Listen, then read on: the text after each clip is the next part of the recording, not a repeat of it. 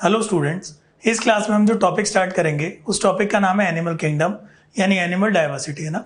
बच्चों इतना याद रखिए, ये एक 11th का टॉपिक है। नीट की अगर हम बात करें तो इस बार इस टॉपिक से 4 क्वेश्चन पूछे गए थे। तो एवरेज क्वेश्चन की अगर बात करें तो 3 से 4 क्वेश्चन रहता है। इस बार जो क्वेश्चन थे वो 4 थे। सबसे अच्छी बात यह है, ज़्यादातर जो क्वेश्चन होते हैं वो एनसीईआरटी बेस्ड होते हैं। तो हमारा पढ़ने का तरीका क्या होगा वो समझिएगा। हमारे पास स्लाइड्स है, उसमें हमने मेनली एनसीईआरटी पे फोकस किया है। साथ ही साथ जो मॉड्यूल की इंपॉर्टेंट टर्मिनोलॉजी है वो हमने साथ में इंक्लूड किया है ना। तो इसका मतलब ये है, अगर आप इस स्लाइड को ध्यान से पढ़ोगे तो आपका मॉड्यूल एनसीईआरटी सब कवर होगा। इस तरीके से हम आगे बढ़ते जाएंगे ना। तो बच्चों सबसे पहली बात, एनिमल डाइवर्सिटी या एनिमल किंगडम, इसका थोड़ा सा इंट्रोडक्शन मैं आपको समझाता हूँ, ध्यान से सुनिए ना। देखो एक सिंपल सा एग्जाम्पल लेते हैं। इस वर्ल्ड के अंदर बहुत सारे एनिमल है। उन एनिमल्स को अगर स्टडी करना है तो उनको क्लासीफाई करना बहुत ही जरूरी है। एक सिंपल सा एग्जाम्पल एलन पे अप्लाई करते हैं ना। एलन में बहुत सारे स्टूडेंट है, उन स्टूडेंट को भी क्लासिफाई किया जाता है। कैसे? एक एग्जाम्पल सुना ना। मान लीजिए आपका जो फेज है वो है MEF, फॉर एग्जाम्पल दे रहा हूं मैं, जनरल MEF। अब इसका मतलब क्या है वो समझिए ना। देखो एलन में जितने भी स्टूडेंट्स आते हैं वो स्टूडेंट या तो मेडिकल स्ट्रीम के होते हैं या तो IIT इंजीनियरिंग स्ट्रीम के होते हैं ना। तो सबसे पहले हमने डिवाइड किया मेडिकल के अलग, इंजीनियरिंग के अलग, ठीक है। अब जो मेडिकल स्ट्रीम के लिए आए हैं वो भी देखो कौन कौन सी क्लास से रिलेटेड है। 11th के स्टूडेंट है तो नर्चर, 12th के हैं तो एंथ्यूज, उसके बाद लीडर है, उसके बाद अचीवर है ना। तो बच्चों जो MEF आपको मिलता है, जिस भी स्टूडेंट को मिला है, M का मतलब है मेडिकल, E का मतलब है एंथ्यूज यानी कि 12th, और F जो आपका फेज है। अब फेज बनाने के बाद भी पर्टिकुलर बैचेस बना दिए जाते हैं ताकि उन स्टूडेंट को ढूंढना और स्टडी करना आसान हो जाए ना। तो बच्चों उसी तरीके से जितने भी एनिमल्स है उन सभी एनिमल्स को क्लासीफाई किया गया है। तो ये क्लासिफिकेशन हमें पढ़ना है। तो हम क्या करते हैं, मॉड्यूल का जो फर्स्ट पेज है वहां से हम स्टार्ट करेंगे। तो देखते जाइए। सबसे पहले जब अपना मॉड्यूल खोलेंगे या स्टडी मटेरियल खोलेंगे तो वहां पे जो भी पॉइंट आपको लिखे हुए मिलेंगे उनका एक जनरल बेसिक प्रिंसिपल यहाँ पे समझाया हुआ है। तो बच्चों ध्यान से सुनना है ना। सबसे पहला वर्ड आता है टेक्सोनॉमी। ये आपने कहीं ना कहीं पढ़ा होगा। बच्चों इतना याद रखो, जो टेक्सोनॉमी होती है एक प्रकार की साइंस है, ठीक है। इस साइंस में हम पढ़ते क्या है, तो 3 वर्ड आपको याद रखने हैं, ध्यान से पढ़िएगा। It is a science which deals with the study of nomenclature, classification and principles of classification, है ना। तो इसकी डिटेल में हम यहाँ पर नहीं जाएंगे, बस आपको ये वर्ड पता होना चाहिए, व्हाट इज टेक्सोनॉमी। उसके अलावा ये वर्ड किसने दिया था ये आप स्टडी कर सकते हैं स्टडी मटेरियल से, है ना। बच्चों एक और इंपॉर्टेंट वर्ड आपको याद रखना है, वो है एरिस्टोटल, ठीक है। इनको बोला जाता है फादर ऑफ जूलॉजी, और हो सके तो इनकी बुक का नाम आपको याद रखना है। बुक है हिस्टोरिया एनिमेलियम। बच्चों एक बात ध्यान से सुना ना। आप ये सोच रहे होंगे सर हम तो सिर्फ एनसीईआरटी पढ़ ले, मगर देखो क्वेश्चन जो आता है वो एनसीईआरटी बेस्ड होता है। तो उस क्वेश्चन को प्रॉपरली अंडरस्टैंड करके सॉल्व करना है तो साथ में मॉड्यूल को भी स्टडी करना बहुत ही जरूरी है। तो इसीलिए साथ में मॉड्यूल को हम लेके चलेंगे। जो एग्जाम्पल्स है वो मेनली आपको एनसीईआरटी के एग्जाम्पल पे फोकस करना है। क्लियर है बच्चों? हम आगे बढ़ते हैं ना। बच्चों देखो हुआ क्या, ये जो एरिस्टोटल थे ना, इन्होंने क्या किया, जो एनिमल्स है उन एनिमल्स को 2 में डिवाइड कर दिया। किस बेसिस पे? रेड ब्लड के बेसिस पे, है ना, कि रेड ब्लड प्रेजेंट है या एब्सेंट है। तो चेक करते जाओ। एनिमल्स को 2 में डिवाइड किया। पहला जो था एनेमा, ए मतलब एब्सेंट होता है ना, तो यहाँ पे रेड ब्लड एब्सेंट था, और ई मतलब होता है प्रेजेंट। तो देखो यहाँ पे रेड ब्लड प्रेजेंट था। सिंपल है बच्चों। तो एनिमल, इसको 2 में डिवाइड किया, या तो रेड ब्लड एब्सेंट है या तो रेड ब्लड प्रेजेंट है। सिंपल है। अगले स्टेप पे चलते हैं ना। बहुत ज्यादा इंपॉर्टेंट नहीं है, मगर दे रखा है तो आपको पता होना चाहिए, ठीक है बच्चों। अब देखो जिनमें भी रेड ब्लड प्रेजेंट था उनको फर्दर डिवाइड किया। पहला था विविपेरा, दूसरा था ओविपेरा। अब इसका मतलब क्या होता है वो समझिए, पता होगा वैसे तो, है ना। देखो जो भी एनिमल सीधे यंग वन को डिलीवर करते हैं, यानी जिनके अंदर सीधे यंग वन बाहर आता है, एग का कोई रोल नहीं होता, उस कंडीशन को हम कहते हैं विविपेरस, ठीक है। और जो एग ले करते हैं, यानी जिनमें से एग बाहर आता है, उनको हम ओविपेरस कहते हैं। एग्जाम्पल जो है वो हम धीरे धीरे आगे पढ़ते जाएंगे। यहाँ पे आपको बेसिक याद रखना है, पहले एनिमल को आरबीसी के बेसिस पे डिवाइड किया, किसने? एरिस्टोटल ने। उसके बाद 2 में डिवाइड किया एनिमा को, एक विविपेरा एक ओविपेरा। एग्जाम्पल हम आगे पढ़ ही लेंगे, फिर भी देख लो। जो विविपेरा है इसमें ह्यूमंस है और अदर मैमल्स है। उसके अलावा ओविपेरा में पाइसेस है, एम्फीबियन है, रेप्टिलिया है, और लास्ट में कौन है? एविस, ठीक है बच्चों। तो बहुत ज्यादा परेशान नहीं होना, एक आइडिया आपको रखना है स्लाइड में। अब हम आगे बढ़ते हैं ना। देखो बच्चों हम जो पढ़ेंगे ना, हमें क्या करना है, फाइलम पढ़ना है। अगर आपका स्टडी मटेरियल, उस स्टडी मटेरियल का फर्स्ट पेज अगर आप स्टडी करोगे तो बच्चों वहां पे आपको जो फाइलम के नाम मिलेंगे, इतना याद रखो 12 फाइलम हमें स्टडी करने हैं। कितने फाइलम है? 12। उन 12 फाइलम में से एक माइनर फाइलम है, उसका नाम है टीनोफोरा। तो बच्चों इसका मतलब क्या होता है वो समझो। बच्चों इतना से याद रखो, जो टीनोफोरा होता है उसको माइनर फाइलम इसलिए बोला क्योंकि नंबर ऑफ स्पीशीज क्या है? कम। तो सबसे पहले हमने देखो क्या किया, एनसीईआरटी के डायग्राम यहाँ पे लगाएं। तो जब मैं आपको फाइलम का नाम बताऊंगा, आप ये जज करने की कोशिश करो कि ये जो एग्जाम्पल है ये कौन सा है। नहीं हो पाया कोई बात नहीं, हम बाद में पढ़ेंगे। तो हम फाइलम से स्टार्ट करते हैं। अभी हम एग्जाम्पल पे ज्यादा कॉन्सेंट्रेट नहीं करेंगे, अभी हमें फाइलम का नाम पता होना चाहिए। ठीक है बच्चों, फर्स्ट पॉइंट से स्टार्ट करते हैं। पहला फाइलम हम कौन सा पढ़ेंगे? पोरीफेरा। सेकंड कौन सा है बच्चों? सीलेंट्रेटा। अब देखते जाओ। नेक्स्ट जो आएगा बच्चों टीनोफोरा, मैंने बताया था माइनर फाइलम है। उसके बाद जो आता है प्लेटीहेल्मिन्थिस। ओके, आगे बढ़ते जाओ। नेक्स्ट आता है एस्केल्मिन्थिस। उसके बाद आता है एनेलिडा। ओके, अभी मैं पढ़ा नहीं रहा हूं, सिर्फ फाइलम के नाम आपको याद दिला रहा हूं, एक एक करके हम पढ़ेंगे ना। नेक्स्ट आता है आर्थ्रोपोडा, बहुत ही इंपॉर्टेंट फाइलम है। उसके बाद आता है मोलस्का। ओके बच्चों। नेक्स्ट जो आता है एकाइनोडर्मेटा, स्टारफिश देखिए आप सभी ने, ठीक है। उसके बाद आता है हेमीकॉर्डेटा। इसकी कहानी हम डिस्कस करेंगे कि पहले कॉर्डेट में था, फिर इसको बाहर निकाल दिया, अलग से इसको रख दिया हेमीकॉर्डेटा। बच्चों जो नेक्स्ट आता है उसका नाम क्या है? कॉर्डेटा। तो आई होप यहां तक की बातें आप सभी को क्लियर है। अब बच्चों हम क्या करेंगे? बेसिस ऑफ क्लासिफिकेशन पढ़ना स्टार्ट करेंगे। तो देखते जाओ। देखिए, किसी भी चीज को अगर क्लासिफाई करना है तो उसका एक बेसिस होना जरूरी है। इस बेसिस ऑफ क्लासिफिकेशन को पढ़ने से पहले एक छोटा सा पॉइंट जो बहुत ही इंपॉर्टेंट है वो आप सभी को पता होना जरूरी है। ध्यान से सुनना, नहीं तो मन में एक डाउट रह जाएगा, क्योंकि जब आप मॉड्यूल पढ़ोगे ना तो आपको दिक्कत आ सकती है, इसलिए ध्यान से सुनिए ना। देखो, मैंने स्टार्टिंग में बोला था हमें 12 फाइलम पढ़ना है, मगर यहाँ पे नाम कितने आए? 11। तो आप सोच रहे होंगे 12th कहाँ गया? तो मैं बताता हूँ, है ना बच्चों। मॉड्यूल में क्या किया, जो प्रोटोजोआ है उसको एनिमेलिया के साथ ही स्टडी किया गया है, यानी उसका जो स्टडी मटेरियल है वो एनिमेलिया के साथ दिया है। मैं रीजन आपको समझाता हूँ, है ना बच्चों। इतना याद रखो, जो प्रोटोजोआ होता है एनसीईआरटी ने उसको प्रोटिस्टा के साथ रखा है, और हमारे लिए तो एनसीईआरटी सच है। तो आपको जब भी प्रोटोजोआ पढ़ना है प्रोटिस्टा के साथ आपको याद रखना है। मगर क्योंकि प्रोटोजोआ में होलोजोइक न्यूट्रिशन होता है, इसीलिए उसको यहाँ पे एनिमेलिया के साथ दिया है आपके स्टडी मटेरियल में। तो बच्चों हम क्या करेंगे, जब ये पूरे फाइलम खत्म हो जाएंगे ना 11, लास्ट में हम प्रोटोजोआ पढ़ेंगे। हम पढ़ एनिमेलिया के साथ रहें, मगर क्योंकि आपको एनसीईआरटी बेस पढ़ना है तो बच्चों हमेशा प्रोटोजोआ जो है उसको आपको किसके साथ रखना है? प्रोटिस्टा के साथ। एनिमेलिया में उसको इंक्लूड नहीं करना है, इसीलिए हमने यहाँ पे 11 दिखा है। 12th वाला प्रोटोजोआ हम लास्ट में पढ़ेंगे। ठीक है, क्लियर है? अब देखते जाओ। सबसे पहले बेसिस ऑफ क्लासिफिकेशन। बच्चों एक बात बताओ, किसी भी चीज को क्लासिफाई करना है तो कोई बेसिस तो होना चाहिए। जैसे एलन में स्टूडेंट को क्लासिफाई किया था तो बेसिस क्या था? उनकी स्ट्रीम, मेडिकल या फिर इंजीनियरिंग। उसी तरीके से एनिमल्स को अगर क्लासिफाई करना है तो उनका जो बेसिस होगा वो पॉइंट्स आपको यहां मिलेंगे। पहले मैं रीड आउट करता हूं, फिर एक एक पॉइंट को हम इंडिविजुअली डिस्कस करेंगे। ये हमारा तरीका होगा पढ़ने का, तो बच्चों ध्यान से सुनना है ना। फर्स्ट पॉइंट से हम स्टार्ट करते हैं, लेवल ऑफ ऑर्गेनाइजेशन। अभी मैं समझा नहीं रहा हूं, सिर्फ नाम बोल रहा हूं, सुनते जाओ, है ना। सेकंड जो आता है इट इज सिमेट्री। ओके, उसके बाद पढ़ते जाओ जर्मिनल लेयर्स, एम्ब्रियोनिक लेयर्स, ये आप किसमें पढ़ते हो? एम्ब्रियोलॉजी में, है ना। उसके बाद आता है सीलोम, बॉडी कैविटी। ये थोड़ा समझने का टॉपिक है जो मैं आपको धीरे धीरे समझाऊंगा बाद में, है ना, ठीक है। नेक्स्ट देखो कौन है? बॉडी प्लान है। उसके बाद आता है सेगमेंटेशन। Next is notochord. उसके बाद आता है सर्कुलेटरी सिस्टम। और बच्चों जो लास्ट में आता है दैट इज एम्ब्रियोनिक डेवलपमेंट।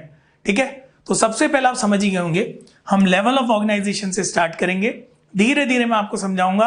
अब बैठे बैठे सुनो। सबसे इंपॉर्टेंट बात, जो भी आपको पढ़ाया जाए एक लेक्चर में जितना भी कवर हो, उसी दिन आपको रिवाइज करना जरूरी है।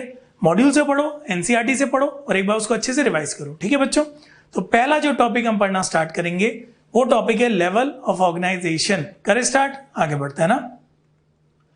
देखो बच्चों, level of organisation first point आपको दिख गया। इसके जो सब पॉइंट्स है वो सब पॉइंट आपको यहाँ पे लिखे हुए दिखा रहे हैं, तो एक एक करके हम पढ़ना स्टार्ट करते हैं। ध्यान सुनना है ना। देखो, लेवल ऑफ ऑर्गेनाइजेशन एक्चुअल में होता क्या है, हम ये समझने की कोशिश कर रहे हैं कि कोई भी जो ऑर्गेनिज्म है उसमें ऑर्गेनाइजेशन का लेवल क्या है, यानी वहां पे सेल है, टिश्यू है, ऑर्गन है या ऑर्गन सिस्टम है, यानी उसका लेवल क्या है ऑर्गेनाइजेशन में, ये हम समझने की कोशिश कर रहे हैं। तो एक बार रीड करते हैं।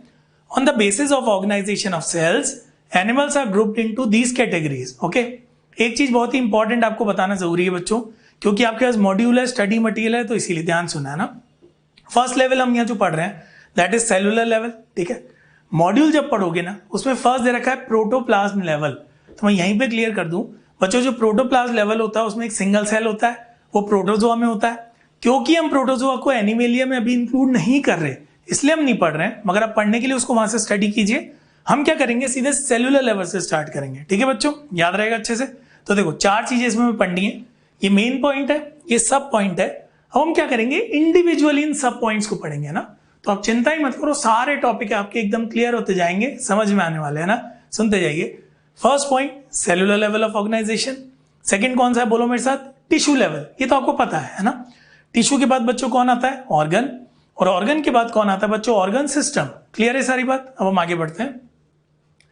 सबसे पहला लेवल ऑफ ऑर्गेनाइजेशन चल रहा है, उसमें जो सबसे पहला है बच्चों वो है सेलुलर लेवल। देखो ये तो मेन हेडिंग है और सब हेडिंग यहाँ पे लिखी हुई है सेलुलर लेवल ऑफ ऑर्गेनाइजेशन। अब बच्चों कंफ्यूज मत होना, ये सिंगल सेल ऑर्गेनिज्म नहीं है। सिंगल सेल वाले तो प्रोटोप्लाज्म होते हैं, उनको तो हमने उड़ा दिया। सेलुलर लेवल में क्या होते हैं, बहुत सारे सेल प्रेजेंट होते हैं, ठीक है, मगर वो सेल जुड़ के टिश्यू नहीं बनाते, यानी सेल है टिश्यू नहीं बनाते। साथ ही साथ डिवीजन और लेबर भी होता है। जैसे देखो इतने सारे सेल पास पास रखे, एक सेल का फंक्शन कुछ और होगा, दूसरे सेल का फंक्शन कुछ और होगा। क्लियर है बच्चों, ये बात याद रखिएगा। तो देखो एक बार रीड करते हैं। Cells are arrange as loose cell aggregate, यानी जो सेल ऐसे पास पास रखे हुए हैं, जुड़े भी हो सकते हैं लूज सेल एग्रीगेट, मगर टिश्यू का फॉर्मेशन नहीं हुआ, ठीक है। With some division of labour, यानी सबके वर्क अलॉटेड है, आपको ये वर्क करना है, आपको ये वर्क करना है ना। एग्जाम्पल जो आपको याद रखना है पोरीफेरा। देखो अभी हम सीधे ऑर्गेनिज्म एग्जाम्पल में नहीं ला रहे हैं, अभी हम फाइलम का नाम ला रहे हैं। तो इस वाली जो कैटेगरी है उसमें जो फाइलम आएगा बच्चों उसका नाम क्या होगा, पोरीफेरा। तो आई होप यहां तक की बातें क्लियर है, याद रखिएगा इसका ना। क्लियर। तो पहला हमने पढ़ा सेलुलर लेवल ऑफ ऑर्गेनाइजेशन। अब बच्चों हम आगे बढ़ते हैं ना। अब देखो मेन हेडिंग तो वही चलेगी लेवल ऑफ ऑर्गेनाइजेशन, उसमें जो सब हेडिंग है दैट इज टिश्यू। ये तो आप कब से पढ़ते आ रहे हो, बहुत सारे सेल जुड़ के क्या बना लिया, टिश्यू। तो देखो बच्चों सेल जुड़े, सेल ने जुड़ के टिश्यू बना लिया, तो टिश्यू लेवल, ठीक है, ज्यादा एडवांस होगा ऑब्वियसली। तो देखते जाओ। Cells performing similar functions are arranged into tissues, यानी सिमिलर फंक्शन वाले सेल को लिया और क्या बना दिया, टिश्यू बना दिया। याद रहेगा। एग्जाम्पल की अगर बात करें तो फिर से वही बात, फाइलम के एग्जाम्पल है सीलेंट्रेटा एंड टीनोफोरा। सीलेंट्रेटा को नाइडेरियंस भी बोलते हैं या निडेरियंस बोल दो। तो बच्चों एक ट्रिक याद रखो, सीलेंट्रेटा और टीनोफोरा जनरली साथ ही चलते हैं, दोनों को साथ में याद रखिएगा। तो देखो निडेरियंस आ गए, टीनोफोरा आ गए। अगर याद ना रहता हो तो जहां भी निडेरियंस लिखा हो ना वहां सीलेंट्रेटा लिख लेना आप, ठीक है। क्लियर बच्चों। तो आगे बढ़े। नेक्स्ट जो आता है ऑर्गन लेवल। अब ये बहुत इंपॉर्टेंट है, इसको ध्यान से सुनना। मैं क्यों इंपॉर्टेंट बोल रहा हूं, क्योंकि इस पे क्वेश्चन बन सकता है और गलती करवा सकता है ना। तो बच्चों ये तो आपको पता ही है इसका मतलब क्या होता है। देखो सेल था, सेल से क्या बन गया, टिश्यू, टिश्यू से क्या बन गया, ऑर्गन। सिंपल है, इससे सिंपल कुछ हो नहीं सकता है ना। एक और बात, इसके एग्जाम्पल पे आने से पहले कुछ रीड करते हैं। Tissues are group together to form organ, organ बन चुके हैं। कौन सा फाइलम इसमें आएगा, तो बच्चों ध्यान से देखना कौन सा है, प्लेटीहेल्मिन्थिस। अब मैंने क्यों इंपॉर्टेंट मार्क किया वो ध्यान से सुना है ना। बच्चों एनसीईआरटी पढ़ते हो, एनसीईआरटी में जो प्लेटीहेल्मिन्थिस है, इस प्लेटीहेल्मिन्थिस में एक बार तो ऑर्गन लेवल लिखा हुआ है, एक बार ऑर्गन सिस्टम लिखा हुआ है। तो बच्चों ध्यान से सुन लेना, दिमाग में फिट कर लेना। जब भी आपसे प्लेटीहेल्मिन्थिस पूछा जाएगा आपको हमेशा कौन सी कैटेगरी में याद रखना है, ऑर्गन लेवल। क्लियर है बच्चों। तो प्लेटीहेल्मिन्थिस है तो हमेशा कौन सा लेवल होगा, ऑर्गन लेवल। आई होप यहां तक समझ में आ गया। नहीं सुनोगे तो गलत होगा, तो सुन लेना ध्यान से, है ना। क्लियर। डाउट आता है सर वहां पे ऑर्गन सिस्टम क्यों लिखा है, हो सकता है कोई सिस्टम बनना शुरू हो गया हो तो उन सबको नेग्लेक्ट करो, बस इतना याद रखो इसमें ऑर्गन लेवल है। क्लियर है। अब आगे बढ़ते हैं ना। अभी भी देखो बच्चों फर्स्ट हेडिंग सेम है, लेवल ऑफ ऑर्गेनाइजेशन, समझ में आ रही बात। उसके अंदर जो सब हेडिंग है वो चेंज होती जा रही है। तो देखो क्या हुआ, यहां पर आ चुका है ऑर्गन सिस्टम। एक बार देखेंगे इसको। देखो सेल था, सेल से क्या बन गया था, टिश्यू, टिश्यू से क्या बन गया, ऑर्गन, ऑर्गन से क्या बन गया, ऑर्गन सिस्टम। तो अब हम ऑर्गन सिस्टम पे आ चुके हैं और याद करो वहां पे हम प्लेटीहेल्मिन्थिस तक आ चुके थे, तो उससे आगे बढ़ना पड़ेगा। तो देखिए इधर क्या लिखा है, organs associated to form organ system. तो इसके एग्जाम्पल प्लेटी तक पढ़ लिया तो उसके बाद वाले सारे रख दो, कोई डाउट ही नहीं है इसमें, है ना। तो एस्केलमिन्थिस से लेके कॉर्डेट, तो एस्केलमिन्थिस से लेके कॉर्डेट तक जो भी है बच्चों याद रखो उसमें क्या होगा, ऑर्गन सिस्टम। तो आई होप अभी तक आप लोगों को ये फर्स्ट पॉइंट समझ में आ गया। बच्चों याद रखना अभी तक हमने सिर्फ फर्स्ट पॉइंट पढ़ा है। फर्स्ट पॉइंट है लेवल ऑफ ऑर्गेनाइजेशन, उसमें cellular, tissue, organ, organ system. Clear. आगे बढ़े, देखते जाओ। अब जाके सेकंड पॉइंट आया, देखो इतनी देर बाद कौन सा पॉइंट आया, सेकंड। तो एक सेकंड पॉइंट को हम स्टडी करेंगे बच्चों, ध्यान से सुनना। देखिए इधर है ना, सेकंड पॉइंट है सिमेट्री। सिमेट्री तो आप समझते ही हैं, एक बार देखते हैं लिखा हुआ क्या है ना। Based on symmetry animals are of two types. देखो सिमेट्री के बेसिस पे जो एनिमल होते हैं दो टाइप के होते हैं, या तो एनिमल सिमेट्रिकल होगा या तो नहीं होगा, सिंपल सी बात है। तो देखो ये लिखा हुआ है, सिमेट्री के बेसिस पे डिवाइड करना है। पहला है एसिमेट्रिकल, यानी इनमें कोई सिमेट्री नहीं है। दूसरा कौन सा है, सिमेट्रिकल। फर्दर हम डिवाइड करेंगे वो अलग बात है, मगर मेनली तो दो ही टाइप होंगे ना। तो हमारी जो मेन हेडिंग है दैट इज सिमेट्री, उसको हमने 2 में डिवाइड किया, फिर इसको हम फिर से 2 में डिवाइड करेंगे ना। अब इसका मतलब क्या है देखते जाओ, डायग्राम आपको सामने दिख रहा है ना। एसिमेट्रिकल, एसिमेट्रिकल का मतलब आप सेंटर से कहीं से भी लाइन खींचो, कहीं से भी सेंटर से लाइन खींचो, कभी भी ऑर्गेनिज्म 2 इक्वल हाफ में डिवाइड नहीं होगा। अब ये डायग्राम देखो, सेंटर से हमने लाइन खींची, इक्वल हाफ में डिवाइड नहीं हुआ है ना। इसके सेंटर में आप लाइन खींच दो, इक्वल हाफ में डिवाइड नहीं होगा। तो कोई भी ऐसा ऑर्गेनिज्म जो कभी भी इक्वल हाफ में डिवाइड हो ही नहीं सकता, तो बच्चों कौन सी कैटेगरी में आ गया, एसिमेट्रिकल। तो एक बार रीड करते हैं, body can not be divided into 2 similar parts. Example जो है ना, देखो बच्चों एक्सेप्शन हो सकते हैं इनमें, देखते जाओ। मोस्ट पॉरीफेरन, क्योंकि इसमें एक्सेप्शन मिल सकते हैं, और स्नेल। इसमें ऐसा क्या हुआ ये मैं आपको समय आने पे बताऊंगा। तो बच्चों एसिमेट्रिकल, सिंपल सा एग्जांपल दूं, सिल्वर फॉइल होती है, ये आपका पेपर होता है, आपने गुस्से में उसको ऐसे मोड़ दिया, कोई पेपर है गुस्से में ऐसे मोड़ दिया ना, मोड़ने के बाद वो जो गेंद जैसा स्ट्रक्चर बना, बॉल जैसा, वो एसिमेट्रिकल है। आप उसको सेंटर से कट करो, कभी इक्वल हाफ में डिवाइड हो ही नहीं सकता है ना। तो सिंपल है, याद रहेगा। आगे बढ़ते हैं बच्चों। नेक्स्ट देखो, सिमेट्रिकल, कोई भी ऐसा ऑर्गेनिज्म जिसको सेंटर से अगर आप कट करोगे तो इक्वल हाफ में डिवाइड होगा, उसको हम सिमेट्रिकल बोलते हैं। सिंपल सी बात है, देखो सेंटर से कट किया इक्वल हाफ, सेंटर से कट किया इक्वल हाफ, है ना, क्लियर। तो सबसे पहला आपका एम है, 2 बातें याद रखना, कि या तो सिमेट्रिकल होगा या तो एसिमेट्रिकल होगा। क्लियर है बच्चों। अब अगला स्टेप बोलूं मैं, जो सिमेट्रिकल ऑर्गेनिज्म है उन सिमेट्रिकल को हमने फर्दर डिवाइड किया, समझ रहे हो, कंफ्यूज नहीं होना है। एसिमेट्रिकल को अलग निकाल दिया, उसके बाद सिमेट्रिकल, सिमेट्रिकल को हमने फर्दर 2 पार्ट में डिवाइड किया। अब कौन कौन से पार्ट है देखते जाओ। सिमेट्री को हमने 2 में डिवाइड किया, 2 टाइप की सिमेट्री हम पढ़ेंगे। पहला है रेडियल सिमेट्री, दूसरा है बायलेटरल सिमेट्री। कौन कौन सी बोलो मेरे साथ, रेडियल और बायलेटरल, है ना। बच्चों सबसे पहले मैं आपको रेडियल सिमेट्री समझाता हूं। देखो मेरे हाथ में आपको जो पेन दिख रहा है ना, पेन, इस पेन से समझने की कोशिश करते हैं, ध्यान सुनिएगा ना। ये अज्यूम कर लो ये जो पेन है एकदम गोल है, ठीक है, कैसा है, एकदम ऐसे गोल, ठीक है, cylindrical type, okay. Radial symmetry में क्या होता है, हमेशा आपको जिस सेंट्रल एक्सिस से कट करना है ना, वो ये वाला एक्सिस होता है, कभी भी ऐसे कट करना अलाउ नहीं है ना।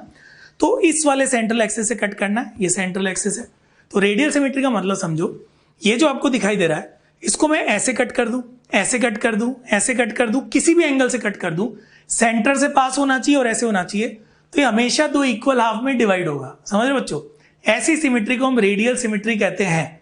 तो इधर देखो आप, इसको आप ऐसे कट कर दो, ऐसे कट कर दो, ऐसे कट कर दो, बस पॉइंट ये है सेंट्रल एक्सिस होना चाहिए और ऐसे कट करना है, ऐसे कट करना अलाउ नहीं है। तो ऐसे ऐसे ऐसे कैसे भी कट कर दो, हमेशा 2 इक्वल हाफ में ही डिवाइड होगा। ऐसी कंडीशन को हम जो बोलते हैं उसका नाम होता है बच्चों रेडियल सिमेट्री। तो सेंट्रल एक्सिस से देखो इधर भी, इधर भी, इधर भी, किधर से भी जा सकता है ना, समझ में आ रही बात। तो एक बार रीड आउट करते हैं, देखिएगा इधर देखो, when any plane passing through the central axis of the body divides the organism into 2 identical halves. समझ में आ रही बात। एग्जाम्पल देखो, सम पॉरीफेरन, क्योंकि देखो बच्चों क्या होता है, एक्सेप्शन चलते रहते हैं। निडेरियंस आ गए, टीनोफोर्स आ गए, एकाइनोडर्म में एडल्ट आ गया, लार्वा किस में आएगा हम बाद में देखेंगे। तो रेडियल सिमेट्री सिंपल सा याद रखो, ठीक है। आपका पेन ले सकते हो या बॉटल ले सकते हो, बिल्कुल सिमेट्रिकल होना चाहिए, इधर कोई निकला हुआ नहीं होना चाहिए ना। ऐसे ऐसे ऐसे कैसे भी कट करो तो इक्वल हाफ में डिवाइड होगा। तो देख लो डायग्राम में, ऐसे कर सकते हो, ऐसे ऐसे कर सकते हो ना। क्लियर है बच्चों। अब एक छोटी चीज मैं और समझाऊंगा, ध्यान सुनना। देखो ये जो है, अगर मैं इसको 2 एक्सिस से ऐसे और ऐसे सिर्फ 2 एक्सिस से कट कर सकूं तो ये बायरेडियल हो गया। अगर मैं इसको 5 एक्सिस से कट कर सकूंगा, ऐसे 5, तो पेंटा रेडियल हो गया। तो आप लोगों ने स्टारफिश देखी है, उसमें पेंटा रेडियल होता है। तो रेडियल सिमेट्री सिंपल सा याद रखिए, कोई दिक्कत की बात नहीं है ना। आगे बढ़े, देखो बच्चों नेक्स्ट जो आता है उसका नाम है बायलेटरल सिमेट्री। इसको बेस्ट एग्जांपल से समझते हैं खुद, ठीक है बच्चों। बायलेटरल सिमेट्री में सिर्फ एक एक्सिस से आप कट कर सकते हो, ये वाला है ना। तो इस एक्सिस से अगर आप खुद को कट करोगे तो आप 2 आइडेंटिकल हाफ में डिवाइड हो जाओगे। ऐसी जो सिमेट्री होती है बायलेटरल सिमेट्री होती है, और किसी एक्सिस से आप कट नहीं कर सकते हो, सिर्फ और सिर्फ ये एक एक्सिस है, इसी से कट करोगे तो इक्वल हाफ में डिवाइड होगा। बच्चों याद करो, रेडियल, रेडियल में तो आप कितने एक्सिस से कट कर रहे थे ना। बायलेटरल में सिर्फ सेंटर, जैसे मैं हूं, सेंटर से कट करोगे तो इक्वल हाफ में डिवाइड होगा, उसको बायलेटरल कहते हैं ना। अगर आप ध्यान से सुन लो तो एक डाउट आना चाहिए, सर जब हमने कट किया तो अंदर के ऑर्गन तो सिमेट्रिकल हुए नहीं। तो बच्चों याद रखो, सिमेट्री जो होती है हमेशा एक्सटर्नल होती है। सिमेट्री में हम इंटरनल ऑर्गन की कभी भी बात नहीं करते हैं। और एक और बात, जो बायलेटरल सिमेट्री है वो ज्यादा एडवांस फीचर है, तो ये आपको याद रखना है। अब मैं एक बार बोलता हूं, सुनिएगा। बायलेटरल, ये क्रैब आपको दिख रहा है, देखो इस एक्सिस से आप इसको कट कर सकते हो, इक्वल हाफ में डिवाइड होगा। और कहीं से भी कट करोगे तो कभी भी इक्वल हाफ में डिवाइड नहीं होगा। क्लियर है बच्चों? अब इधर देखिए ना, रीड करते हैं। Here body can be divided into identical right and left halves in only one plane. ठीक है, तो ये प्लेन्स लिखा हुआ है मगर आपको याद रखना है वन प्लेन, सिर्फ एक प्लेन में इसको कर सकते हैं। एग्जाम्पल की अगर बात करें तो देखो यहाँ पे जो आ गया था काइनोडर्मेटा को छोड़ो, तीनों फोर्स तक आ गया था, तो उसके आगे से शुरू हो जाता है। प्लेटीहेल्मिन्थेस से लेके कॉर्डेट तक आ गया। एक जो एक्सेप्शन था वो याद रखिएगा, जो अकाइनोडर्मेटा होता है ना बच्चों, अकाइनोडर्मेटा, देखो अकाइनोडर्मेटा का जब तक लार्वा है, कौन है लार्वा, तब तक तो बायलेटरल सिमेट्री होगा। जैसे ही एडल्ट में कन्वर्ट होगा कौन सी सिमेट्री आ जाएगी, रेडियल। तो एक बार जल्दी से सिमेट्री वाले पॉइंट को रिवाइज करते हैं बच्चों, ध्यान से सुनना। या तो एनिमल एसिमेट्रिकल होगा या तो सिमेट्रिकल होगा। सिमेट्रिकल है तो दो याद रखिएगा, रेडियल और बायलेटरल। रेडियल में सिंपल से याद रखो, पेन दिख रहा है, इस सेंट्रल एक्सिस से कट करो, ऐसे भी कर सकते हो ऐसे भी कर सकते हो, तो रेडियल है। बायलेटरल में खुद का एग्जांपल, एक एक्सिस से कट करोगे तो इक्वल हाफ में डिवाइड होगा और किसी एक्सिस से कट करोगे तो इक्वल हाफ में डिवाइड नहीं होगा। तो बच्चों आई होप यहाँ तक की बातें समझ में आई। अब हम नेक्स्ट स्लाइड पे चलते हैं। बच्चों अभी तक हमने जो पढ़ा, याद करो हम बेसिस ऑफ क्लासिफिकेशन पढ़ रहे थे। इस स्लाइड के अंदर हम उसी बेसिस ऑफ क्लासिफिकेशन को आगे बढ़ाएंगे ना। आप लोग याद करो अभी तक हम दो बेसिस ऑफ क्लासिफिकेशन पढ़ चुके हैं। थर्ड हमें जो पढ़ना है उसका नाम है जर्मिनल लेयर्स। ठीक है बच्चों, ये जो जर्मिनल लेयर्स होती है ये आप एम्ब्रियोलॉजी में डिटेल में पढ़ते हो। यहाँ हमें क्या पढ़ना है, मैं बेसिक आइडिया देता हूँ ना। जर्मिनल लेयर के बेसिस पे जो एनिमल होता है वो दो टाइप का हो सकता है, या तो एनिमल डिप्लोब्लास्टिक होता है या तो एनिमल ट्रिप्लोब्लास्टिक होता है ना। इसका मतलब क्या होता है वो हम शुरू करते हैं। डिप्लो का मतलब होता है दो, तो दो जर्म लेयर प्रेजेंट है। ट्रिप्लो को आप समझ ही गए होंगे, तीन जर्म लेयर प्रेजेंट है ना। तो ट्रिप्लो है तो तीनों जर्म लेयर आ चुकी है, डिप्लो है तो दो जर्म लेयर आ चुकी है। अब एक एक करके डिस्कस करते हैं। सबसे पहले डिप्लोब्लास्टिक है ना बच्चों, देखो जो लिखा है वो हम बाद में पढ़ेंगे, सीधे मैं डायग्राम पे आता हूँ। ये है क्या एक्चुअल में ना, हमने क्या किया, एक ऑर्गेनिज्म लिया, उस ऑर्गेनिज्म को हमने सीधा ट्रांसफर सेक्शन में कट कर दिया है ना। तो जैसे ही आप ऑर्गेनिज्म को टीएस में कट करोगे और कट करके ऐसे घुमाओगे तो आपको इस तरीके का स्ट्रक्चर दिखाई देगा। ठीक है, अब इसमें जो अरेंजमेंट है बच्चों, उस अरेंजमेंट को देखो। सबसे बाहर की तरफ आपको जो दिख रहा है दिस इज एक्टोडम। कौन है बोलो, एक्टोडम दिख रहा है आपको। उसके बाद अगर आप सबसे अंदर की तरफ जाओगे तो ये जो आपको दिख रहा है ये कौन है बच्चों, एंडोडम। तो दो जर्म लेयर आप सभी को दिख रही है, सबसे बाहर दिख रही है वो एक्टोडम, सबसे अंदर दिख रही है वो एंडोडम है ना। अब बच्चों इसी में अगर आगे बढ़े तो ध्यान से देखिएगा, अंदर की तरफ एंडोडर्म है, बाहर की तरफ एक्टोडर्म है। इनके बीच में भी किसी भी जर्म लेयर का फॉर्मेशन नहीं हुआ है, यानी इनके बीच में एक अनडिफरेंशिएटेड मास है, उस मास को हम कहते हैं मीजोग्लिया। तो क्योंकि यहाँ पे सिर्फ दो जर्म लेयर का फॉर्मेशन हुआ तो कंडीशन का नाम क्या होगा बच्चों, डिप्लोब्लास्टिक। सिंपल है, अब एक बार रीड आउट करते हैं ना। Two germ layers are present, outer is ectoderm, inner is endoderm. Clear है, कोई डाउट नहीं है। देखो बच्चों एक्टोडर्म और एंडोडर्म क्या होती है आपको एम्ब्रियोलॉजी में पढ़ा दिया जाता है ना। ठीक है, अगर आगे बढ़े तो देखो, in between these layers an undifferentiated jelly like layer called mesoglea is present. तो आपको दिखाई दे रहा है दोनों के बीच में जो प्रेजेंट है उसका नाम क्या होगा, मीजोग्लिया। तो आई होप यहाँ तक की बातें क्लियर है। अब बच्चों हम आगे बढ़ते हैं ना, देखिएगा एग्जाम्पल। बच्चों देखो ध्यान से सुनना, मैं क्या कह रहा हूँ, बहुत इंपॉर्टेंट चीज है ना। जो पॉरीफेरा होता है, पॉरीफेरा में हमें कंसिडर करते हैं कि किसी भी जर्म लेयर का फॉर्मेशन नहीं हुआ है। तो पहली बार ये जो डिप्लोब्लास्टिक टर्म यूज होती है पॉरीफेरा में नहीं होती है। ये कहाँ से स्टार्ट होती है, निडेरिया यानी सीलेंट्रेटा, और उसके बाद कौन आता है, टीनोफोरा। तो मैंने आपको ट्रिक बताई थी, सीलेंट्रेटा टीनोफोरा साथ चलता है। तो याद रखो डिप्लोब्लास्टिक के जो एग्जाम्पल होंगे, एक होगा सीलेंट्रेटा, एक होगा टीनोफोरा। पॉरीफेरा के लिए कभी भी डिप्लोब्लास्टिक टर्म यूज नहीं होगी। तो आई होप यहाँ तक की बातें क्लियर है, आसान है। आगे बढ़ते हैं ना। देखो जर्मिनल लेयर हमारी हेडिंग है, उसकी जो सेकंड सब हेडिंग है दैट इज ट्रिप्लोब्लास्टिक। आप लोग समझ ही गए होंगे। अभी तक बच्चों जर्म लेयर कितनी थी, दो, अब कितनी हो जाएगी, तीन। तो पहले डायग्राम देखते हैं ना। देखो बच्चों सबसे अंदर कौन दिखाई दे रहा है, एंडोडम, सबसे बाहर एक्टोडम, ये तो आपको पता ही है। बीच में जो अनडिफरेंशिएटेड मास था उस मास की जगह देखो एक और जर्म लेयर बन चुकी है, इस जर्म लेयर का नाम है मीजोडर्म। तो क्योंकि यहाँ पे तीनों जर्म लेयर का फॉर्मेशन हो चुका है इसीलिए इसको कौन सी टर्म से डिनोट करेंगे, ट्रिप्लोब्लास्टिक। सिंपल है, अब रीड आउट करते हैं ना। Three germ layers are present, outer is ectoderm, middle is mesoderm, inner is endoderm.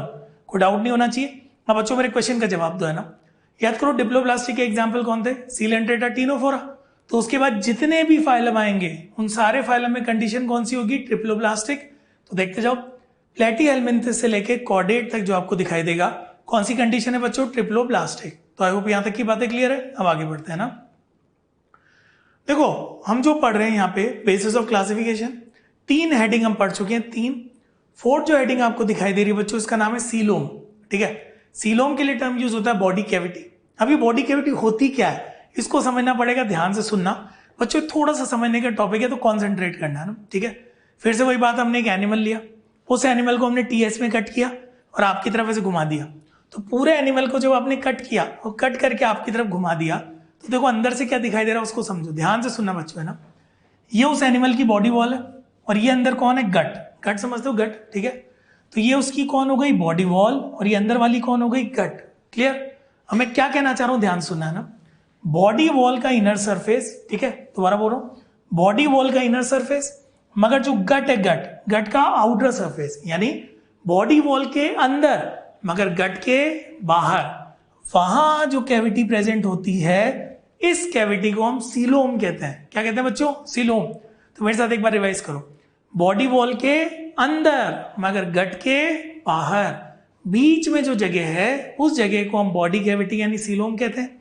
याद करने की बच्चों एक ट्रिक बताता हूं, कभी गलती नहीं होगी ना। आप सभी के पास पेन है, एक ऐसा पेन होना चाहिए जिसकी रिफिल बाहर आती है ना।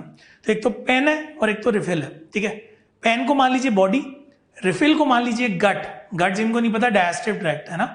तो पेन को क्या मानना है, बॉडी, और जो रिफिल है, रिफिल, उस रिफिल को क्या मानना है बच्चों, गट। समझ में आ रही तुम्हें बात। अब ध्यान से सुनना मैं क्या कह रहा हूं, समझना इस बात को, है ना। तो देखो जो पेन है, पेन का इनर सरफेस, मगर जो रिफिल है, रिफिल का आउटर सरफेस। तो मैं दोबारा से बोल रहा हूं, पेन का इनर सरफेस, रिफिल का आउटर सरफेस, उनके बीच में जो जगह है उस जगह को हम सीलोम कहते हैं। अब एक रूल है बच्चों, ध्यान से सुना है ना। रूल ये कहता है इस कैविटी को चारों तरफ से, देखो इधर इधर हर तरफ से, है ना, इस कैविटी को हर तरफ से अगर मीजोडर्म लाइन करेगा तभी ये कैविटी ट्रू कहलाएगी। अगर इस कैविटी को मीजोडर्म लाइन नहीं करेगा तो कैविटी क्या कहलाएगी, फॉल्स। समझ में आ रही बात। तो कैविटी आपको समझ में आ गई। अगर कैविटी को मीजोडर्म ने लाइन किया तो ट्रू कैविटी। अब इसको ट्रू बोलने की जरूरत नहीं है। तो बच्चों एक बात ध्यान सुनना, सीलोमेट एनिमल अगर आप कहीं पे लिखा हुआ देखो सीलोमेट, तो ये ऑटोमेटिकली समझ जाना कि उसकी जो कैविटी है उसको मीजोडर्म ने लाइन किया है। कुछ ऐसे एग्जाम्पल होंगे जब कैविटी तो बन गई मगर मीजोडर्म ने प्रॉपरली लाइन नहीं किया, तो उनको कभी भी ट्रू नहीं बोलेंगे, क्या बोलेंगे, फॉल्स। तो एक बार चेक करते हैं बच्चों, है ना।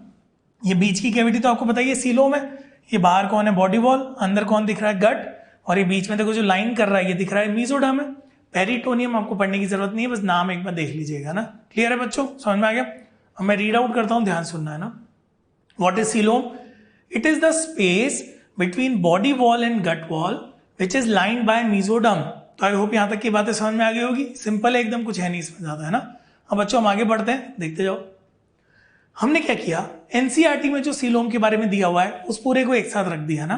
तो एक एक करके देखते जाओ। फर्स्ट एसीलोमेट, यानी अभी तक सीलोम यानी कैविटी का फॉर्मेशन नहीं हुआ है। तो इसमें क्या होगा, सारी जर्म लेयर प्रेजेंट होगी मगर कैविटी प्रेजेंट नहीं होगी, है ना। तो सबसे पहले देखो बाहर क्या होगा, एक्टोडर्म, मीजोडर्म, एंडोडर्म, ये तो गट है ही, बीच में कोई भी कैविटी प्रेजेंट नहीं है। तो रीड आउट करते हैं, the space between body wall and digestive cavity is filled with matrix. इसको पेरेन्काइमा बोला हुआ है। ठीक है, एग्जाम्पल, अब बच्चों ध्यान से सुनना, एनसीईआरटी में जो एसीलोमेट के एग्जाम्पल है वो कहां से कहां तक है, पॉरीफेरा से लेके प्लेटीहेलमिन्थिस तक। तो जब भी कोई पूछे एसीलोमेट, पॉरीफेरा से प्लेटीहेलमिन्थिस, सारे के सारे कैसे होंगे, एसीलोमेट। क्लियर है बच्चों। अब आगे बढ़ते हैं ना। नेक्स्ट जो कंडीशन आती है सूडोसीलोमेट। अब इसको ध्यान से सुनना बच्चों, सूडोसीलोमेट में आप समझ ही गए होंगे, कैविटी तो है मगर ट्रू कैविटी नहीं है, यानी इस कैविटी की कोई प्रॉपर लाइनिंग नहीं है। समझ में आ रही बात। अब देखो ध्यान से सुनो अब क्या हुआ बच्चों, देखो कैविटी तो प्रेजेंट है मगर याद करो ट्रू होने के लिए हर तरफ से मीजोडर्म की लाइनिंग होना जरूरी है।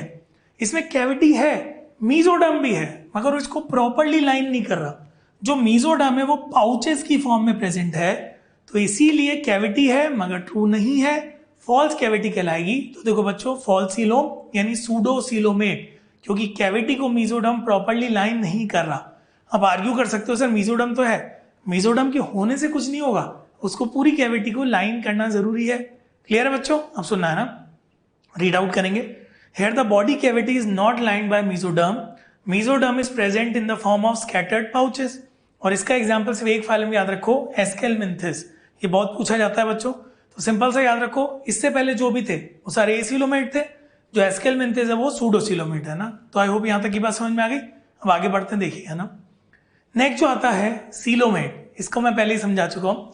कैविटी है और देखो बच्चों मीजोडर्म से हर तरफ लाइन भी है, इधर भी लाइंड है इधर भी लाइंड है सारे, है ना। तो क्योंकि ये मीजोडर्म से प्रॉपरली लाइंड है तो उसको ट्रू बोलने की जरूरत नहीं पड़ती है, हमने लिख दिया है, मगर सीधे ही आप सीलोमेट बोलो।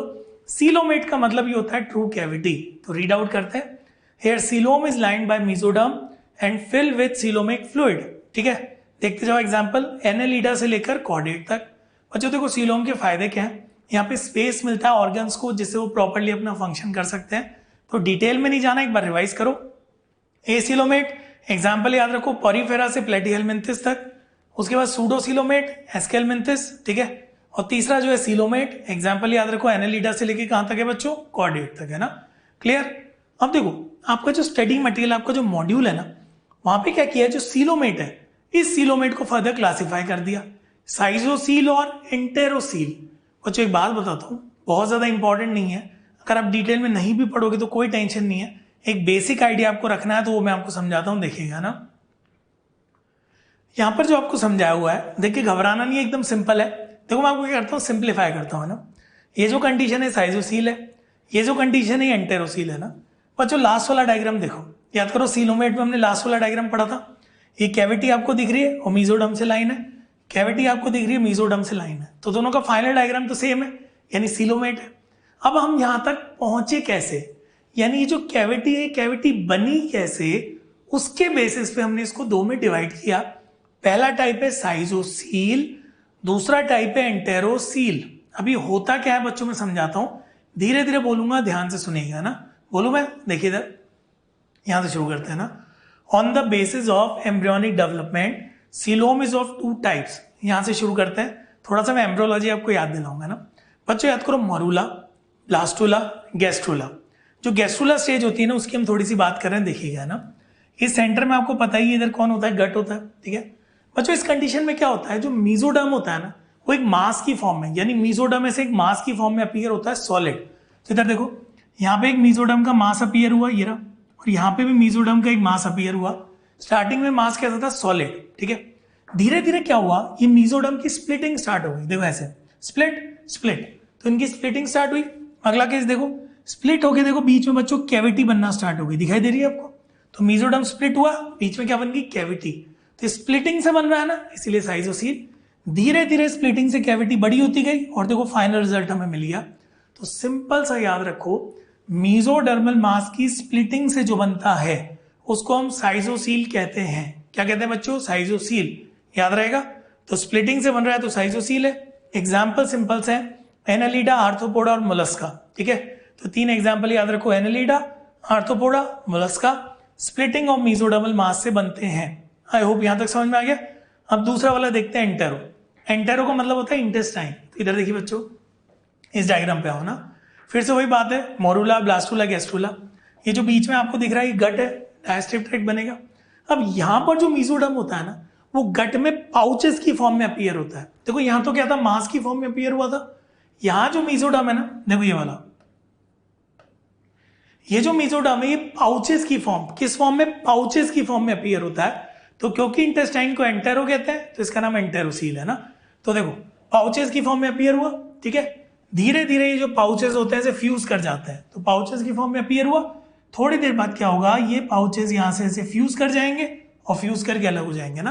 तो क्योंकि ये गट पाउचेस के फ्यूजन से बना, ये गट पाउचेस है, फ्यूज होके ऐसे अलग हो गए, गट पाउचेस थे, फ्यूज हुए, अलग हो गए।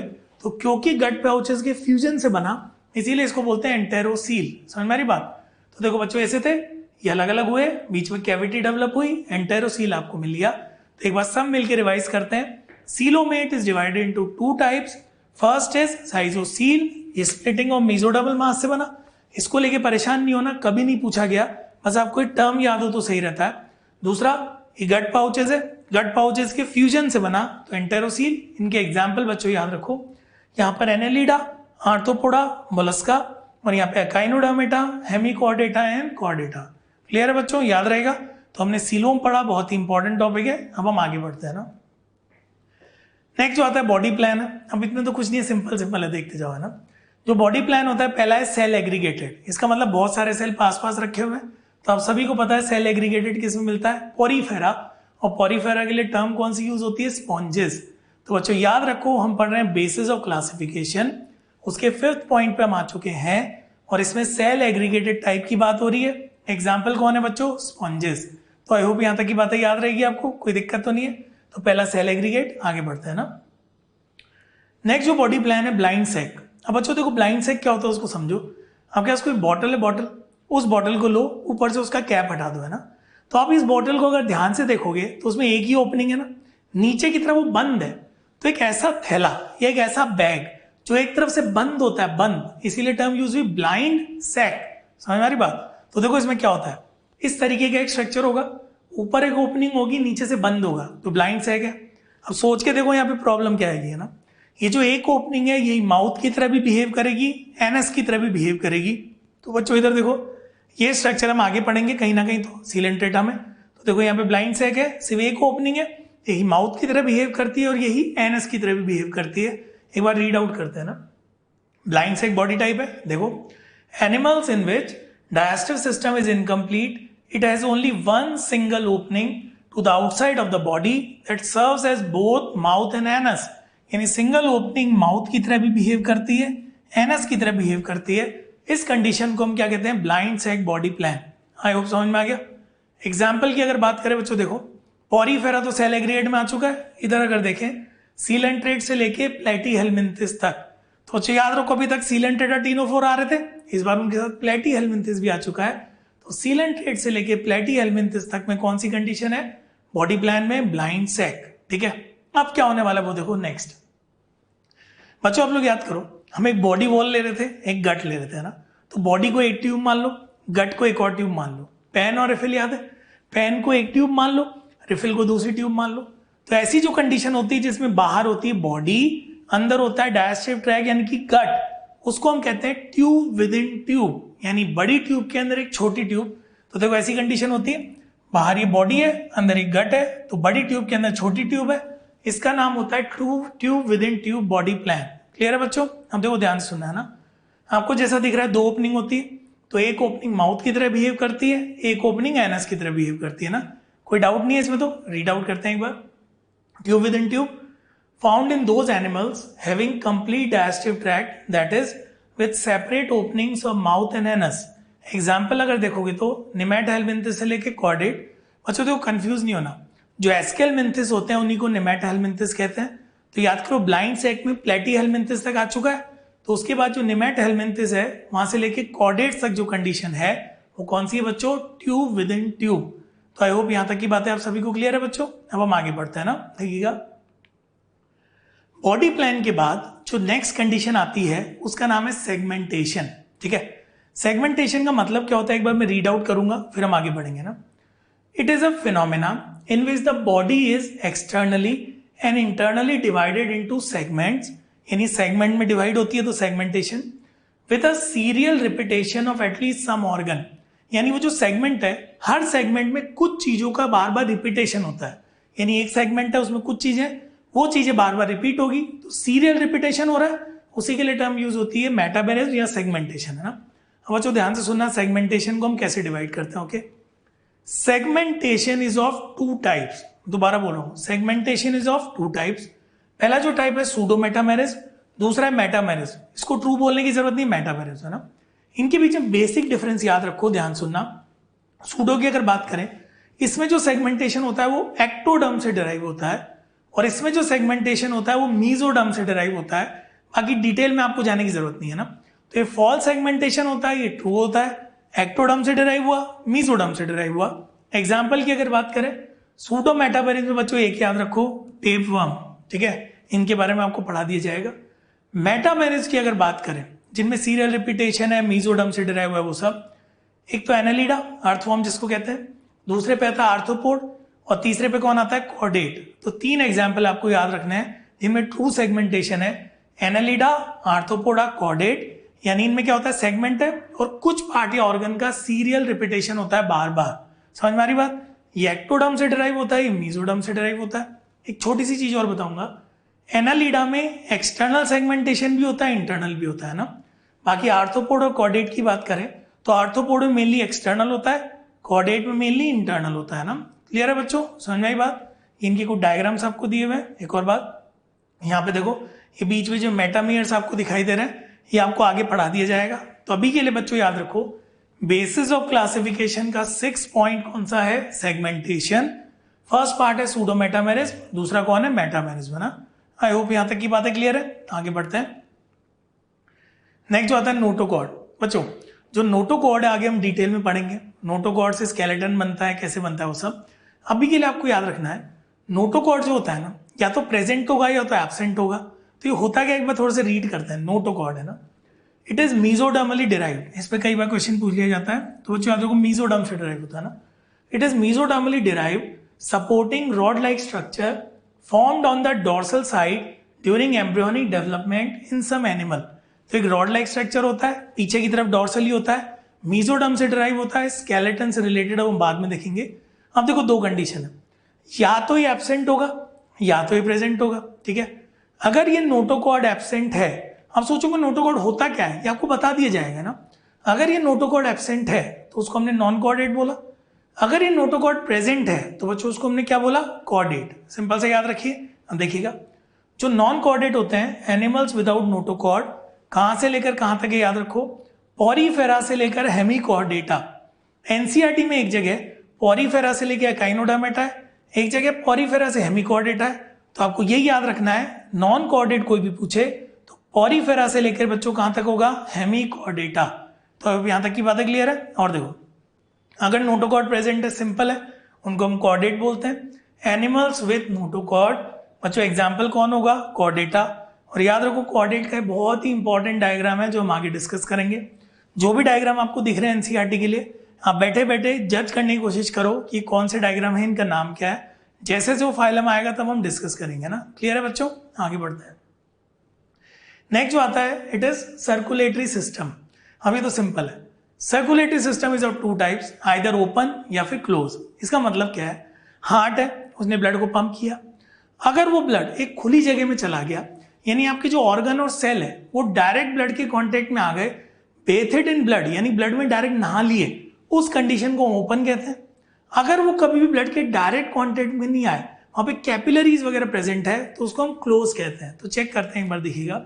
सबसे पहले circulatory system is of two types. पहला जो दिख रहा है वो कौन सा है, ओपन। ठीक है, अब इसको स्टडी करते हैं। In which the blood is pumped out of the heart and the cell and tissue are bathed in it, यानी टिश्यू और सेल डायरेक्ट नहा लिए, ब्लड के डायरेक्ट कांटेक्ट में आ गए। देखो हार्ट ने पंप किया, ये सेल के डायरेक्ट कांटेक्ट में आ गया ब्लड, है ना। समझ में आ रही बात। एग्जाम्पल बच्चों इसके इंपॉर्टेंट है, देखते जाओ। सबसे पहले आर्थ्रोपोडा याद रखो, मोलस्का याद रखो, एकाइनोडर्मेटा। तो ये तो देखो सीक्वेंस में चल रहा है, आर्थ्रोपोडा, मोलस्का, एकाइनोडर्मेटा, उसके बाद हेमिकॉर्डेटा। कोई डाउट नहीं आना चाहिए। उसके अलावा एक इंपॉर्टेंट चीज है, कुछ लोअर जो कॉर्डेट होते हैं ना बच्चों, जैसे कि कौन, ट्यूनिकेट्स, ये याद रखना। तो कुछ लोअर कॉर्डेट जैसे ट्यूनिकेट जो है, उसमें भी जो कंडीशन है कौन सी है, ओपन सर्कुलेटरी सिस्टम। तो आई होप यहां तक की बात समझ में आई। कंडीशन आपको दिख रही है। अब आता है क्लोज। क्लोज में जैसा कि आप देख सकते हो, देखो ब्लड आया, यहाँ पे कैपिलरीज है, ये सब है, तो उसकी वजह से कभी भी आपका सेल या टिश्यू ब्लड के डायरेक्ट कांटेक्ट में नहीं आता है। ज्यादा एडवांस फीचर है, तो पढ़ते हैं एक बार। Closed, in which the blood is circulated through a series of vessels of varying diameter, that is arteries, veins and blood capillaries. अब देखो इधर बच्चों एग्जाम्पल इंपॉर्टेंट है ना, एनालीडा। बच्चों याद रखो एनालीडा बहुत ही एडवांस, बहुत सारे ऐसे फीचर हैं जो एनालीडा में सबसे पहले आए थे, तो एनालीडा याद रखो। उसके अलावा मोस्ट ऑफ द कॉर्डेट, इसमें कोई दिक्कत ही नहीं है। इंपॉर्टेंट कौन है, मोलस्क। और मोलस्क भी सारे नहीं, कौन से मोलस्क, सिफेलोपोड। सिफेलोपोड में कौन आते हैं, ऑक्टोपस आते हैं ना। सिफेलो मतलब हेड, पोड मतलब फुट। तो तीन एग्जाम्पल याद रखो।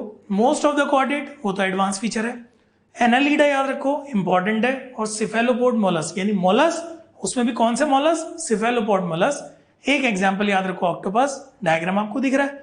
तो कभी भी जो सेल या टिश्यू ब्लड के डायरेक्ट कांटेक्ट में नहीं आते, तो एक बार बच्चों में याद दिलाता हूं, हम लोग यहाँ क्या पढ़ रहे हैं, बेसिस ऑफ क्लासिफिकेशन पढ़ रहे हैं, याद है। उसके अंदर हमने कौन सा पॉइंट पढ़ा, 8 पॉइंट कौन है, सर्कुलेटरी सिस्टम। अब आगे बढ़ते हैं। नेक्स्ट आता है बच्चों एम्ब्रियोनिक डेवलपमेंट, है ना। देखो एनसीईआरटी में अलग से दिया हुआ नहीं है, मगर सिंपल सा है तो उसको ध्यान से सुनना। देखो मैं थोड़ा सा बताता हूँ, है ना। मोरुला, ब्लास्टुला, गैस्ट्रुला, एम्ब्रियोलॉजी में पढ़ते हो। दोबारा बोल रहा हूँ, मोरुला, ब्लास्टुला, गैस्ट्रुला। तो जो गैस्ट्रुला स्टेज है ना उसकी हम थोड़ी सी बात करेंगे। देखो है ना, ये गैस्ट्रुला है, दिख रहा है आपको, ठीक है। गैस्ट्रुला में क्या होता है, डिप्रेशन बनना स्टार्ट होता है। तो गैस्ट्रुला है उसमें इस तरीके से डिप्रेशन बनना स्टार्ट होता है, ये पूरा आर्केंट्रॉन बन जाता है और इससे आगे जाके गट बनती है। तो दोबारा बोल रहा हूँ धीरे धीरे, मोरुला, ब्लास्टुला, गैस्ट्रुला, इधर एक डिप्रेशन बना, आर्केंट्रॉन, ये गट बनाएगा, ठीक है। इस डिप्रेशन की जो ओपनिंग होती है, ये ओपनिंग है ना, इस ओपनिंग का नाम होता है ब्लास्टोपोर। क्या नाम बोलो, ब्लास्टोपोर। समझ में आ गई बात। अब देखो, ये ब्लास्टोपोर से या तो माउथ बनेगा, इस ब्लास्टोपोर से या तो एनस बनेगा। तो इसी बेसिस पे इसको दो में डिवाइड किया। तो बच्चों सिंपल से याद रखना, मोरुला, ब्लास्टुला, गैस्ट्रुला, उसमें डिप्रेशन बना, आर्केंट्रॉन, गट बनेगी उससे। ये जो ओपनिंग वाला पार्ट है इसको हम ब्लास्टोपोर कहते हैं। ब्लास्टोपोर से या तो माउथ बनेगा, ब्लास्टोपोर से या तो एनस बनेगा ना। तो ब्लास्टोपोर एक ही चीज बना सकता है, या तो माउथ या तो एनस। अब देखो इधर, एम्ब्रियोनिक डेवलपमेंट के बेसिस पे it is of two types, protostomiates और ड्यूट्रोस्टोमिएट, है ना।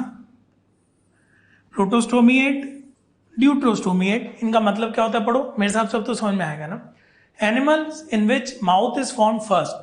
अब देखो ये बोलने के लिए अच्छा है, मगर बच्चों बेटर डेफिनेशन पता क्या है, ऐसे एनिमल जिनमें ब्लास्टोपोर माउथ बनाता है, वो भी सही है, मगर ज्यादा स्पेसिफिक याद रखो, ऐसे एनिमल जिनमें ब्लास्टोपोर ने क्या बनाया, माउथ, उस कंडीशन का नाम प्रोटोस्टोमिएट। याद रहेगा, कहां से कहां तक है वो याद रखना बच्चों, प्लेटीहेल्मिन्थेस से लेके मोलस्का। ये आसानी से याद नहीं होता क्योंकि कोई लिंक नहीं बन रहा है इसका, है ना। तो याद रखो, प्रोटोस्टोमिएट में ब्लास्टोपोर क्या बनाता है, माउथ। कहां से कहां तक है, प्लेटीहेल्मिन्थेस से मोलस्का तक। अब दूसरा देखो, ड्यूट्रोस्टोमिएट, यहां पे लिखा हुआ है animals in which anus is form first, सही है, मगर बेटर याद रखो, ऐसे एनिमल जिनमें ब्लास्टोपोर एनस बनाता है, यानी ब्लास्टोपोर ने क्या बनाया, एनस। तो याद रखो, एकाइनोडर्म्स होते हैं, हेमिकॉर्डेट होते हैं और कॉर्डेट। एक बात बताऊं बच्चों, ये जो है ना ड्यूट्रोस्टोमिएट, इसको हम बहुत ही एडवांस फीचर मानते हैं, एडवांस, तो आगे जाके जरूरत पड़ेगी। तो तीन याद रखिए, काइनोडर्मेटा, Hemichordata and Chordata. Advance feature है कौन सा, ड्यूट्रोस्टोमिएट। तो याद रखना, ब्लास्टोपोर या तो माउथ बनाएगा या तो क्या बनाएगा, एनस। तो बेसिस ऑफ क्लासिफिकेशन पढ़ रहे थे, 9th पॉइंट हमने पढ़ लिया, उसका नाम है एम्ब्रियोनिक डेवलपमेंट। तो बच्चों देखो, जैसे ये सारे पॉइंट कंप्लीट हो, जब भी आपको टाइम मिले रिवीजन का, अच्छे से रिवाइज करो। और इसको याद करने का बेस्ट तरीका, पढ़ने के बाद अपनी कॉपी बंद, बुक बंद, एक खाली पेज लो, बिना देखे सारे पॉइंट एक बार लिखो, जितने भी लिख लो बढ़िया, जो याद नहीं है उनको दोबारा से देखो, ऐसे रिपीट करना पड़ेगा ना। ठीक है बच्चों, आगे बढ़ते हैं। अभी तक हमने जो भी पढ़ा उस पूरे का एक जनरल क्लासिफिकेशन दे रखा है। और अच्छी बात पता क्या है, एनसीईआरटी में इसी क्लासिफिकेशन का एक शॉर्ट फॉर्म है, मॉड्यूल में थोड़ा डिटेल फॉर्म है ना। आप सोच रहे हो सर इतना क्यों पढ़ा रहे हो, घबराओ मत, इनमें ज्यादातर चीजें हम पढ़ चुके हैं। इस क्लासिफिकेशन को अगर आपने ध्यान से पढ़ लिया तो एनसीईआरटी का तो ऑटोमेटिकली कवर हो जाएगा बच्चों, है ना। ठीक है, तो एक बार इसको स्टडी करते हैं, ध्यान सुनना। Outline of animal classification, okay. Kingdom Animalia आपको पता ही है, अब सब किंगडम, ये सारी चीजें नहीं पढ़ोगे तो चलेगा। सबसे पहले देखो, इधर लिखा है पैराजोआ, इधर लिखा है यूमेटाजोआ, एंटेरोजोआ, है ना। जो पैराजोआ आता है उसमें कौन आ गया, पॉरीफेरा। अब क्यों आया उसका रीजन सुनो, इधर देखो, है ना। पैराजोआ है, इसमें एक तो सेलुलर लेवल होता है, याद करो सेल एग्रीगेट आपने पढ़ा था। एसिमेट्रिकल होता है, better word is mostly asymmetrical, exceptions are always present. Acoelomate, क्योंकि एनसीईआरटी ने शुरुआत वालों सबको एसिलोमेट बोला है ना। तो याद रखो पैराजोआ, पॉरीफेरा याद कर लो, पी से पी याद कर लो, सेलुलर लेवल है, मोस्टली एसिमेट्रिकल है, एसिलोमेट, है ना। अब हमने क्या किया, देखो स्टार्टिंग में सब कुछ थे, हमने सेलुलर लेवल को अलग कर दिया, सेल अलग, बचे हुए इधर रख लो, है ना। कौन कौन बच गया, टिश्यू, ऑर्गन और ऑर्गन सिस्टम। अब हम क्या करेंगे, सिमेट्री के बेसिस पे इनको डिवाइड करेंगे ना। तो एक एक पॉइंट लाते जाओ, डिवाइड करते जाओ। सिमेट्री के बेसिस पे दो टाइप है, या तो रेडियल या तो बायलेटरल। तो देखो रेडिएटा और बायलेट्रिया, सिंपल है। रेडियल सिमेट्री की अगर बात करें तो इसके ऑर्गेनिज्म कैसे होते हैं बच्चों, डिप्लोब्लास्टिक, ये सारी टर्म आपको पता है। टिश्यू लेवल होता है और ये भी एसिलोमेट होता है, याद रहेगा। अब इसके एग्जाम्पल देखो, सीलेंट्रेटा एंड टिनोफोरा, मैंने कहा था दोनों साथ चलते हैं, पक्के दोस्त हैं। कुछ एग्जाम्पल भी है, अभी नहीं भी याद हो तो आगे याद हो जाएंगे। सीलेंट्रेटा में हाइड्रा, टिनोफोरा में कौन है बच्चों, टेनोप्लाना, याद रहेगा। अब देखो पढ़ने का तरीका है ना, हमने सेल अलग कर दिया, टिश्यू अलग कर दिया, अब बचे हुए इधर रख दो। जो बायलेट्रिया है यानी बायलेटरल सिमेट्री है, एक तो इसमें ट्रिप्लोब्लास्टिक आता है, ट्रिप्लोब्लास्टिक। बच्चों एक चीज याद रखना, ऑर्गन सिस्टम तो लिखा हुआ है, साथ में ऑर्गन भी आएगा ना। तो जो ट्रिप्लोब्लास्टिक है यहाँ पे ऑर्गन भी है, ऑर्गन सिस्टम भी है, सिंपल है। इसको हमने जो फर्दर डिवाइड किया, एम्ब्रियोनिक डेवलपमेंट के बेसिस पे डिवाइड किया ना। तो देखो प्रोटोस्टोमिएट और ड्यूस्ट्रोस्टोमिएट अभी मैंने आपको समझाया। पहले प्रोटोस्टोमिएट पे आ जाओ, इधर सीलोम के बेसिस पे डिवाइड कर दो। तो मैं रिपीट कर रहा हूं, देखना, बायलेटरल सिमेट्री आ गया, उसके फीचर्स आ गए, ट्रिप्लोब्लास्टिक ऑर्गन या ऑर्गन सिस्टम। एम्ब्रियोनिक के बेसिस पे दो में प्रोटोस्टोमिएट और ड्यूट्रोस्टोमिएट। अब देखो बच्चों, प्रोटोस्टोमिएट को सीलोम के बेसिस पे डिवाइड कर दिया, एसिलोमेट, सूडोसिलोमेट, यूसिलोमेट, है ना। एसिलोमेट आपको पता है प्लेटीहेलमिन्थेस है। बच्चों एक बात ध्यान रखना, एसिलोमेट पहले भी आ चुका है, मगर हम इसके रेस्पेक्ट में अगर बात करें तो कोई अगर आपसे पूछे ना प्रोटोस्टोमिएट भी है साथ में एसिलोमेट भी है तो कौन होगा? प्लेटीहेलमिन्थेस, है ना। ठीक है, टेप फॉर्म आते हैं वो आपको पढ़ा दिया जाएगा। नेक्स्ट जो आता है सूडोसिलोमेट, ये तो आपको पता ही है। एस्केलमिन्थेस आता है, राउंड वर्म, है ना। एस्केलमिन्थेस को निमेटहेलमिन्थेस भी कहते हैं। उसके बाद ट्रूसिलोम की अगर बात करें तो बच्चों आपको पता ही है साइजोसील। ठीक है, मैंने बताया था साइजोसील, एंटेरोसील। साइजोसील में कौन आता है? एनेलिडा, आर्थ्रोपोडा, मोलस्का, आप सभी को पता है। एनेलिडा का एग्जाम्पल है अर्थवर्म। मोलस्का और आर्थ्रोपोडा जो आपको दिख रहे हैं, हीमोसील आपको बता दिया जाएगा, कैविटी होती है जिसमें लिक्विड फील्ड होता है ये सब, तो ये हीमोसील बाद में पढ़ेंगे। अब बच्चों इधर आ जाओ, जो ड्यूट्रोस्टोमिएट है उसमें भी यूसिलोमेट है। देखो प्रोटोस्टोमिएट में यूसिलोमेट था, ड्यूट्रो में भी यूसिलोमेट है ना। इधर जो था वो कौन था? साइजोसील। इधर कौन है? एंटेरोसील। और एंटेरोसील आप सभी को पता है काइनोडामेटा, हेमिकॉर्डेटा और कॉर्डेटा। तो सुनने में ऐसा लगता है बहुत सारा, एक बार जल्दी से रिवाइज करते हैं बच्चों। देखना, एनिमेलिया आपने उसको दो में डिवाइड किया, पैराजो अलग, यूमेटाजो, एंटेराजो अलग, है ना। इधर कौन सा लेवल आ गया? सेलुलर। बचे हुए सब इधर आ गए ना। सिमेट्री के बेसिस पे डिवाइड करो, रेडियल और बायलेटरल। रेडियल में कौन सा लेवल आ गया? टिश्यू, तो टिश्यू अलग, बाकी ऑर्गन और ऑर्गन सिस्टम इधर। ठीक है, एम्ब्रियोनिक बेसिस पे डिवाइड करो, प्रोटोस्टोमिएट और ड्यूट्रोस्टोमिएट। प्रोटोस्टोमिएट में तीनों आएंगे, एसिलोमेट, सूडोसिलोमेट और यूसिलोमेट, मगर इसके यूसिलोमेट में सिर्फ साइजोसील आएगा ना। जो ड्यूट्रोस्टोमिएट है उसमें सिर्फ यूसिलोमेट आएगा, और उसमें कौन सी कंडीशन आएगी? एंटेरोसील। और आपको पता ही है इसमें कौन आता है? काइनोडामेटा, हेमिकॉर्डेटा एंड कॉर्डेटा। बच्चों एक बात बताऊं, इतना सारे में देख के परेशान नहीं होना। एनसीईआरटी में इसी का एक कंसाइज फॉर्मेट दे रखा है, वो आपको अच्छे से पढ़ना है और यहां तक का बच्चों अच्छे से रिवाइज करना है।